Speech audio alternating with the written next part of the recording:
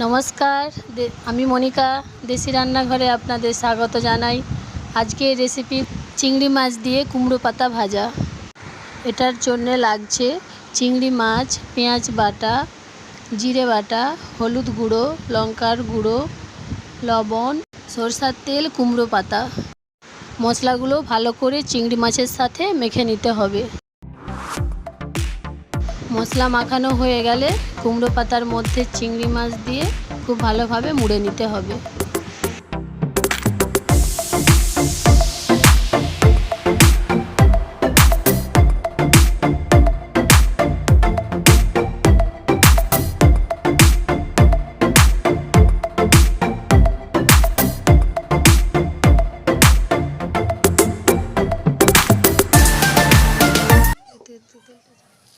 এবার ফ্রাইং প্যানে পাতাগুলিকে খুব ভালোভাবে ভেজে নিতে হবে।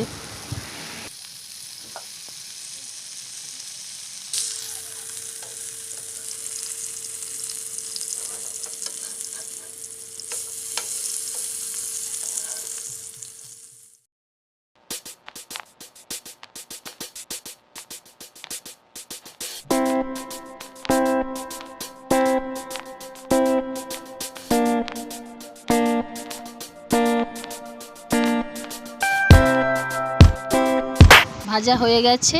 বাড়িতে একবার অবশ্যই বানিয়ে দেখুন। অবশ্যই চ্যানেলটিকে লাইক, শেয়ার, সাবস্ক্রাইব করে দিবেন।